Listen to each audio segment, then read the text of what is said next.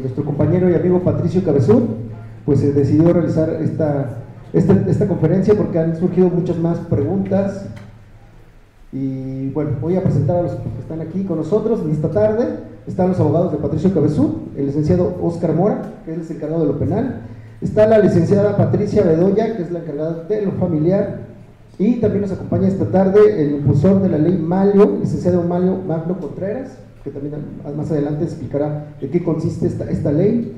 Y entre los famosos compañeros, amigos, conductores, artistas, cantantes de pato, se encuentra con nosotros en la mesa Samia Bracamontes, Emil Pavón, Juliana Peniche, aquí presentes. También ahí abajo más el Borrego Nava, el Muñeco González, presentes aquí. Y en Zoom también, bueno, rápidamente ahí ustedes los van a ver, está Nacho Zeta de Matute, Anaís en Los Ángeles, Gretel Lady Hoffman, Salvador Ibarra, Betty López, Marco de Ragazzi y el productor Gerardo Quiroz, y se van a ir sumando más durante esta conferencia. Y bueno, voy a hacer yo como un breve resumen de todo lo que ha sucedido estos 2 años, 4 meses, para que podamos arrancar rápidamente con las preguntas y respuestas, si les parece, a los compañeros de la prensa. Han existido se han puesto 68 convivencias en desacato. Esto quiere decir que las niñas nunca han sido llevadas a estas convivencias. 4 evaluaciones psicológicas no realizadas. Patricio se sometió a pruebas psicológicas y resultado apto para el rol de padre, sin puntos de generador de violencia. 2 audiencias de las menores no llevadas a cabo por inasistencia de la madre. En marzo de 2022, en una entrevista a las menores, manifestaron querer convivir con su padre. 7 órdenes familiares y penales para evaluar a las niñas psicológicamente que no han sido efectuadas. Y así puedo seguir con datos más duros acerca de lo familiar y lo penal, pero qué mejor que tenemos presentes aquí a los abogados de Patricio Cabezud, para que, si quieren, comencemos con alguna pregunta o respuesta, o prefieren que ellos comiencen a hablar. Ustedes díganme, compañeros de la prensa. Que ellos empiecen a hablar, por favor. Hola, ¿qué tal? Muy buenos días. Venimos el día de hoy para aclarar algunas dudas que nos hemos dado cuenta que han tenido a lo largo de estos pues ya 2 años y medio. Dentro de las preguntas que últimamente han rondado es el hecho de, por ejemplo, de que si Patricio tiene algún tipo de orden de restricción para acercarse a sus hijas. Esto es falso. Existe una solicitud de que se abstenga, que es totalmente distinto a una orden de restricción, que se abstenga en su caso de poder generar algún tipo de violencia. ¿Esto por qué se da? Porque al momento en que la señora presenta su demanda, obviamente interpone hechos que presuntamente existió violencia. Son presuntos hechos porque no se han probado. Entonces el juez de buena fe toma estos hechos y dice: señor, por favor, absténgase.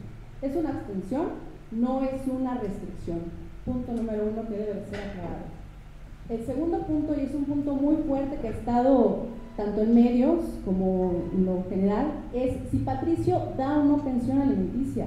Patricio desde el día 1 ha venido dando pensión alimenticia. La pensión alimenticia fue ordenada por un juez desde el día 1 en que la señora presentó su demanda. Es un 35% de los ingresos del señor. Obviamente, si el señor no tiene ingresos debido a que su imagen pública ha sido manchada y no ha podido tener empleos que le den una cantidad vasta y suficiente para dar una cantidad mayor, pues no se le puede exigir más. El 35% es de sus ingresos, cantidad que le ha estado dando de forma voluntaria. ¿Por qué? Porque los abogados de la señora no han hecho las gestiones necesarias para que se le pudiera hacer el descuento directo. Él la ha venido dando de forma muy puntual.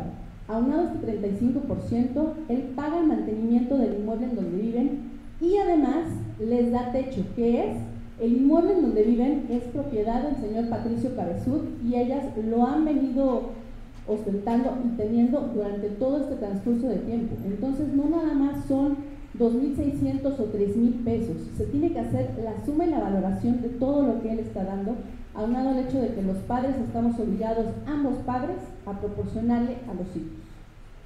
En relación a las convivencias, desde el 22 de agosto del año anterior, se señaló que las menores debían convivir forzosamente con el señor Patricio Cabezud. Al día de hoy tenemos 68 convivencias a las cuales no se han presentado. La madre no ha llevado a las menores a ninguna de estas convivencias. También es preciso aclarar que durante la primera audiencia de menor que tuvieron en el año 2022, las niñas mencionaron a viva voz que sí era su deseo convivir con su padre. Obviamente, por el temor fundado de todo lo que venían oyendo, dijeron, pero con seguridad. Por eso es que el juzgado ordenó convivencias supervisadas. Estas convivencias señalan que se hacen en un lugar específico que es parte del tribunal, donde precisamente, la palabra lo dice, son supervisadas, no están solas, no hay alguna situación que las pudiese tener en algún peligro inminente, para nada. Entonces son 68 convivencias a las cuales no se les ha presentado. Hay 4 valoraciones psicológicas ordenadas a las menores y tampoco se les han presentado, pese a que se les ha percibido para que vayan.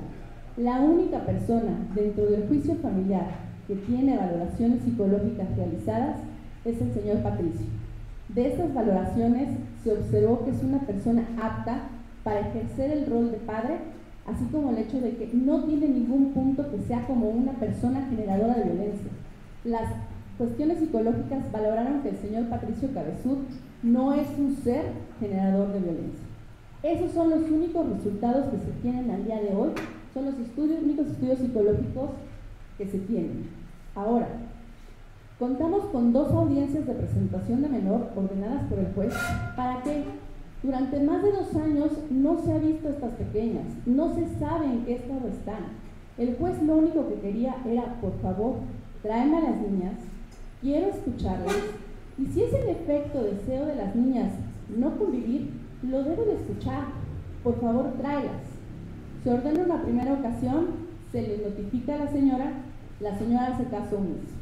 El juez, ante esta negativa recurrente, 68 convivencias, 4 valoraciones psicológicas no realizadas y una orden de presentarlas, no las lleva, ejerce el derecho que se tiene con las niñas de tráiganmelas. Yo tengo los instrumentos legales para traerlas, que es búscalas, preséntalas. No quítaselas a la madre como se ha mal informado, es sencillamente, por favor, las quiero ver. Entonces, necesito el apoyo de las autoridades para que este suceso se dé. Es cierto, se ordenó un rompimiento de cerraduras en caso de ser necesario, pero también debemos decir que jamás se dio esta orden, jamás se hizo efectiva la búsqueda de localización. Sencillamente, nosotros pensábamos que en la buena fe de la señora iba a actuar y la iba a llevar a las convivencias, a la plática de esta segunda ocasión. Tampoco sucedió. Entonces, en materia familiar, así es donde estamos. Han sido 68 desacatos a convivencias generados por la señora, 4 desacatos a presentar a las menores y presentarse ella valoraciones psicológicas, 2 audiencias de menor para que fueran escuchadas, que tampoco se llevaron a cabo. Gracias, licenciada. Bueno, licenciada Patricia Bedoya, encargada de lo familiar en el caso de Patricio Cabezudo. Ahora vamos con el licenciado Óscar Mora, encargado de lo penal, y yo creo que es también lo que viene muchos de ustedes y lo que ha preocupado en las semanas pasadas, este supuesto abuso en contra de las menores y la orden de captura en contra de Patricio Cabezudo, y bueno, muchas cosas que han salido, muchas dudas, pero qué mejor que él nos lo aclare. Por favor, abogado. Gracias, buenas tardes a todas, a todos, muchas caras conocidas. Hemos tenido bastante comunicación desde que todo esto salió a la luz, y bueno, vamos a dar avances y aclarar un poquito lo que se ha manejado también en distintas fuentes de información. Muchos nos preguntaban al equipo legal, también por supuesto nos hace falta la licenciada Mónica Peláez, la licenciada Laura Janucci, que también están colaborando con su servidor para el tema de la defensa penal de Patricio. Pero muchos me preguntaban, oye, bueno, Patricio está prófugo. Son preguntas que me sueltan a cada rato. ¿Patricio está prófugo? No, no está prófugo. Hay que aclararle a la gente, al público, esta circunstancia. ¿En dónde estamos parados con el tema de Patricio y con esto que salió a través de la red social X, Twitter, en plena Semana Santa, ¿no? Esta famosa carpeta de investigación, esta denuncia que se había interpuesto en su contra por hechos posiblemente constitutivos del delito de abuso sexual agravado, que después día tras día se iba filtrando más información, ¿no? Y todo esto pasó en 5 días, del miércoles de Semana Santa al domingo, ¿no? Entonces, para el lunes, que regresan las actividades laborales a los juzgados y a la fiscalía de manera ordinaria, pues prácticamente ya se había filtrado suficiente información que por supuesto al equipo legal le prendió una alerta e inmediatamente lo que hicimos, como en cualquier situación en donde existe un riesgo de que te vayan a detener y no sabes ni siquiera de qué, lo que hicimos fue preparar una demanda de amparo indirecto que se presentó en esa semana y que al día de hoy generó, voy a tratar de ser muy coloquial para no entrar en tecnicismos,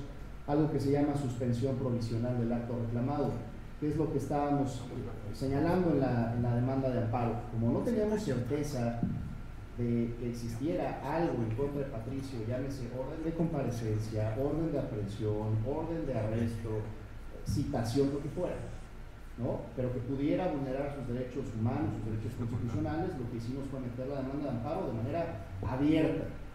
Esa demanda de amparo de manera abierta, es decir, contra cualquier acto que pudiera privarlo de su libertad, generó en su momento que los juzgados penales y los ministerios públicos de toda la Ciudad de México emitieran informes al juez de distrito. Oye juez, fíjate que yo no tengo nada en contra del señor Patricio. Oye juez, yo tampoco. Y eventualmente si apareció, se confirma a través de un informe justificado que existe esta orden de aprehensión en contra del señor Patricio. Emite un juez de la Ciudad de México un informe en donde le dice al juez de amparo, oye juez, fíjate que yo sí tengo una orden de aprehensión que me pidió la Fiscalía de la Ciudad de México, ¿no?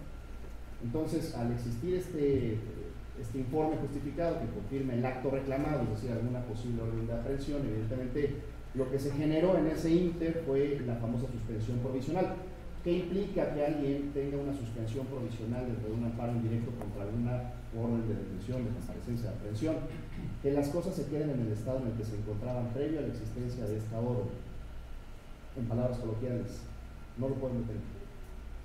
¿Okay? Al menos no lo pueden detener por esta orden de aprehensión, por ahora. ¿Qué implica esto? Porque de repente también preguntan, oye, pero entonces ya se acabó. No, a ver, no. Lo que hace una orden de aprehensión en este país y con nuestro sistema de justicia es llevar a una persona que se considera probable responsable de algún hecho delictivo ante el juez. Es lo único que genera una orden de aprehensión. Las órdenes de aprehensión surgen para delitos que se consideran delicados, insisto, trato de serlo lo mayor coloquial posible, en donde si tú citas a una persona a declarar, pues es probable que esa persona diga, mejor no voy, ¿no? Entonces, para eso están las órdenes de aprehensión en este país, para llevar a una persona con un juez, nada más. Esta suspensión provisional de la que actualmente goza Patricio implica que no podrá ser ejecutada esa orden de aprehensión en su contra.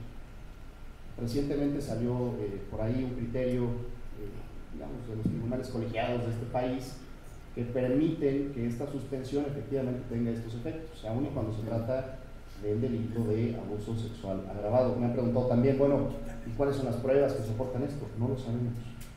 Oye, pero ustedes son los abogados, ¿por qué no les han dado acceso? Ya le dieron acceso a un periodista que filtró todo esto en redes sociales. No sé por qué le dieron acceso a la carpeta de investigación.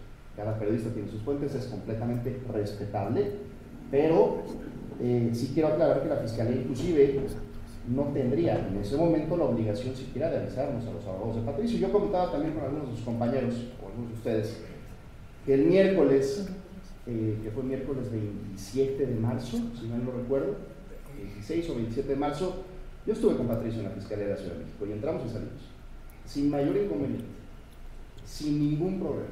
Y fuimos a dar seguimiento a las carpetas de investigación que tenemos instauradas, digamos, en donde Patricio es víctima también del tema de violencia familiar, el tema de sustracción de menores, el tema de desobediencia o desacato judicial, ¿no? Y horas después es cuando se filtra esta situación. Pero bueno, son circunstancias que ahí quedan. Reitero, para ser muy puntual, Patricio no está prófugo, estamos esperando que se señale la fecha de audiencia inicial en donde Patricio tiene la obligación de comparecer ante el juzgado de control cuando el juzgado nos indique que hay que comparecer, ¿de acuerdo? Entonces, esa fecha para esta famosa audiencia inicial, si es que se lleva a cabo, todavía no nos la ha notificado, pero por ahora Patricio no puede ser detenido, está surtiendo efectos la suspensión provisional, en tanto el juez de distrito, el juez del amparo, analiza si esta orden de aprehensión estuvo bien dictada o no estuvo bien dictada. ¿Cómo lo va a analizar? Tiene que verificar los requisitos de forma y fondo. Si no se cumplieron los requisitos, especialmente de fondo, entonces esa orden de aprehensión tendría que caerse. Pero en este proceso estamos, no es un proceso que se resuelva de la noche a la mañana, y en tanto se resuelve, el juez de distrito dice, a ver, calmados todos, suspendemos provisionalmente la ejecución de este acto, y mientras investigo si este acto de molestia consistente en esta orden de aprehensión cumple o no con los parámetros legales para que se pueda ejecutar. En ese punto estamos actualmente en el ámbito penal. Recordarán algunos de ustedes, hay un proceso de violencia familiar en contra de Patricio, del cual lleva vinculado el proceso desde febrero del 2022. Se ha comentado mucho, este proceso lo lleva en libertad, tiene 2 medidas cautelares: no te acerques al domicilio y no lleves actos de violencia o intimidación en contra de tu expareja. Los ha cumplido a cabalidad. El informe de medidas cautelares así lo ha reflejado. En todo momento ha cumplido con estas medidas cautelares. ¿Hay fecha de juicio? Todavía no la hay. En esa audiencia de juicio oral, los testigos tendrán que comparecer y van a declarar. Nosotros llevamos, si mal no recuerdo, 14 pruebas, entre testigos, peritos, ingenieros de audio, de video, documentos, en fin, vamos bien preparados. ¿Por qué? Porque simple y sencillamente lo que le están atribuyendo a Patricio, y es lo que trataremos de evidenciar en el juicio oral, no ocurrió. No ocurrió. Pero bueno, ya les daré más detalles cuando tengamos la fecha de juicio. Gracias.